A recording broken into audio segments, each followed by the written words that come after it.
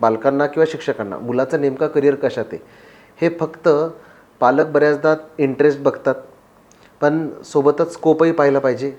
कारण बघा ना, आज 2025 आहे. आज जर तुमचा मुलगा किंवा मुलगी इयत्ता 10वीची परीक्षा देऊन निकालाची वाट पाहते, म्हणजे ती 12वी परीक्षा कधी पास होणार? 2027. आणि त्यानंतर मग ती ग्रॅज्युएट कधी होणार? 2031 वगैरे, बरोबर आहे, जर 4 वर्षात ग्रॅज्युएशन पकडलं तर. मग त्यानंतर पुढची 30 वर्ष, साधारणतः माणूस 30 ते 40 वर्ष, 58 वर्षापर्यंत माणूस काम करतो. असं समजूयात की 24व्या वर्षी त्याला जॉब लागला त्या व्यक्तीला, तर तिथून पुढे 58 वर्ष होईपर्यंत, म्हणजे साधारणतः आपण असं म्हणूया की 2070पर्यंत त्यांना जॉब करायचा. मग असं कुठलं क्षेत्र आहे की जिथे 2070पर्यंत ग्रोथ होत जाईल? बरोबर. ही जी आपण मला म्हणतो की पुढचा विचार करून, भविष्याचा विचार करून क्षेत्राची निवड केली पाहिजे.